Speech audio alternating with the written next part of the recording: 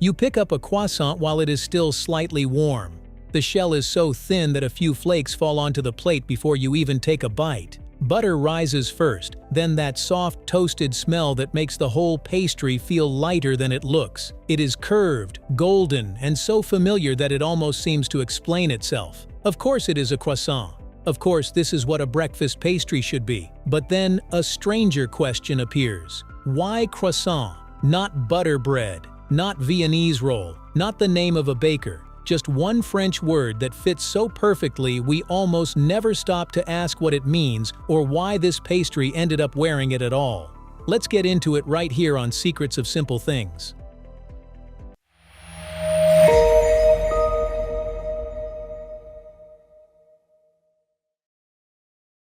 Before it was a breakfast pastry, it was a crescent. The word sounds elegant now, but its meaning is plain. In French, croissant simply means crescent. That is all, at least at first. The pastry is named for the thing you see before you know anything else. The curve, not the butter, not the dough, not the city that helped make it famous, just the shape. There is something almost surprising about that. A food this famous feels as if it should have a grander name, something tied to a person or place or secret technique. Instead, it keeps the simplest explanation possible. It is called croissant because it looks like one. And that simplicity matters. Recipes can change. Bakers can rework a dough until it becomes lighter, richer, more delicate than what came before. But a shape is easier to carry through time.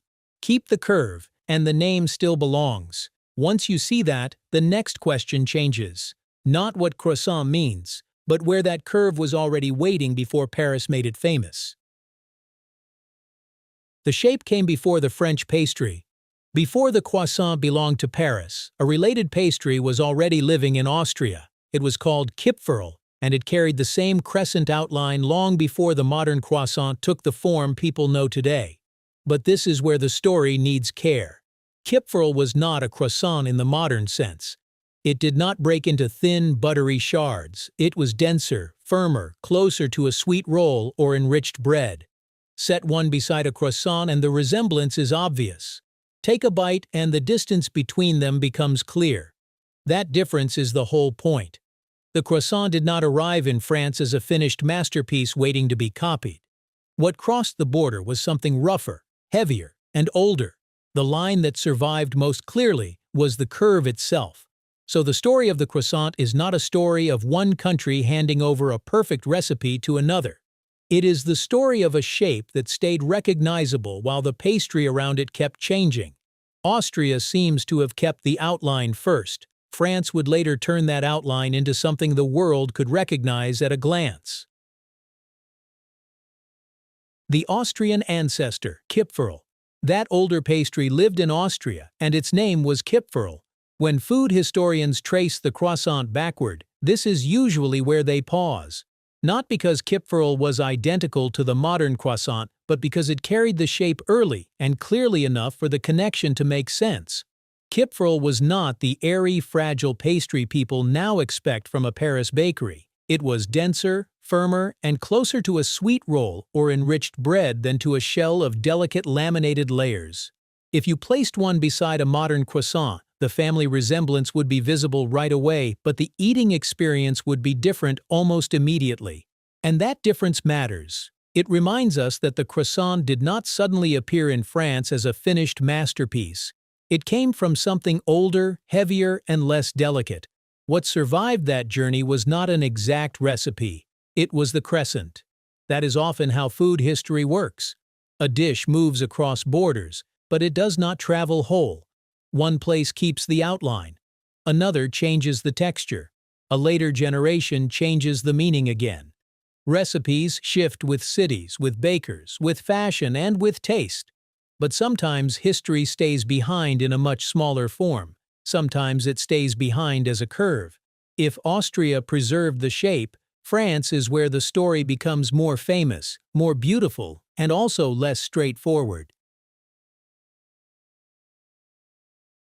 The legends people remember, and the history that holds up better, this is where the story becomes crowded with legends. One says that during the Ottoman siege of Vienna in 1683, bakers working before dawn heard enemy soldiers tunneling beneath the city. They raised the alarm, Vienna was saved, and a crescent-shaped pastry was baked to celebrate victory over the Ottoman emblem. Another story moves the pastry to France and gives it a queen. Marie Antoinette, born in Austria, supposedly missed the breads of home and helped bring them into the French court. These stories are memorable because they move the way legends should. They are vivid, neat, and easy to repeat. But that is not the same as being well supported. The stronger history is quieter. There is no solid evidence that either story explains the croissant as we know it. Reliable traces of that pastry in France appear much later than the legends suggest. What holds up better is the appearance of Viennese baking in Paris during the 19th century, especially through Auguste Zang, an Austrian officer who opened the Boulangerie Viennoise on Rue de Richelieu in the late 1830s. There, Parisians encountered breads and pastries in the Viennese style, including Kipferl. And that matters because food does not always travel through dramatic moments. Often it moves through a shop window, a neighborhood street, a fashionable habit, and one good thing copied by another baker. It spreads not with trumpets or royal ceremony, but with appetite and imitation. In some ways, that version of history is even more beautiful. A pastry crosses a border, enters a city, and slowly becomes part of ordinary life.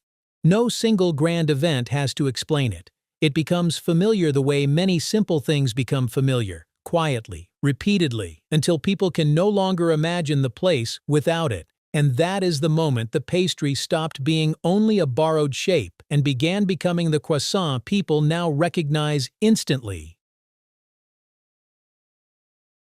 France did not invent the curve, but it invented the feeling. At this point, the most important change is no longer the curve. It is the texture. The crescent shape had already arrived in France. What changed there was the pastry around it. French bakers reworked the older idea through laminated yeast dough, folding butter into the dough again and again until thin layers formed inside it. In the oven, those layers separate, rise, and crisp. What had once been denser and more bread-like could now become light, flaky, and delicate.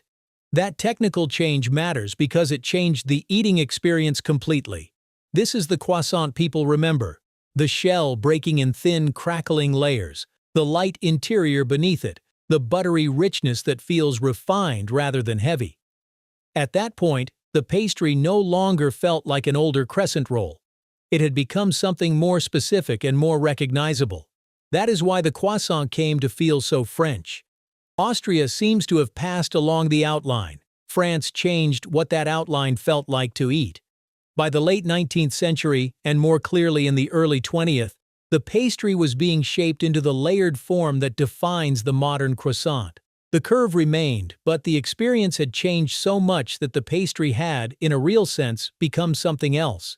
So the croissant did not simply travel from one country to another, it changed character on the way. And that may be the most important shift in the story. The modern croissant is not remembered only because it kept an old shape. It is remembered because that familiar curve was turned into a completely new texture.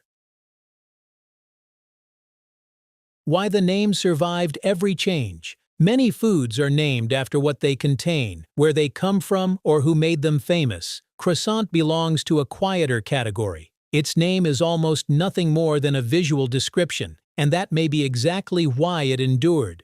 When the pastry moved from an Austrian ancestor into French bakeries, when butter, layering, and lightness transformed the experience of eating it, the old name still held. It did not need replacing because the curve was still there. And that says something larger about food history. Sometimes what survives the longest isn't the recipe itself. Recipes are revised, refined, and reimagined. But a simple shape can outlive all those changes. A clear name attached to that shape can outlive them too. The pastry kept changing, but the old word still felt right. A 5-second way to see it differently. After all that history, you do not need to remember every date or every name. You only need 5 seconds before the first bite. Check the color. It should look deep golden, not pale. Check the layers. You want visible separation, not a smooth, bread-like surface. Check the weight. It should feel light for its size, not dense. That will not tell you everything, but it tells you a lot. Deep color usually means better baking. Clear layers suggest the lamination held. Lightness often points to the airy texture a good croissant is supposed to have.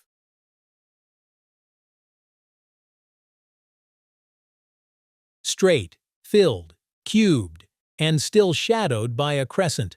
Now the pastry appears in forms that would have looked strange beside its older ancestors. Straight croissants, almond croissants, chocolate-filled versions, ham and cheese croissants, cube croissant, croffles, cronuts. It has traveled through cafes, bakeries, and brunch menus all over the world. Different places have filled it, sweetened it, reshaped it, and folded it into their own habits. And yet the word still pulls the mind back toward that older curve. Even when the shape changes, the memory of the crescent remains attached to the name. So the next time a croissant sits on your plate, the most important thing about it may not be the filling or even the butter first. It may be the curve. If this changed how you see a croissant, tell me what you noticed first, the curve, the layers, or the lightness. And if you enjoy uncovering the quiet history hidden inside daily life, subscribe and stay with us for the next simple thing.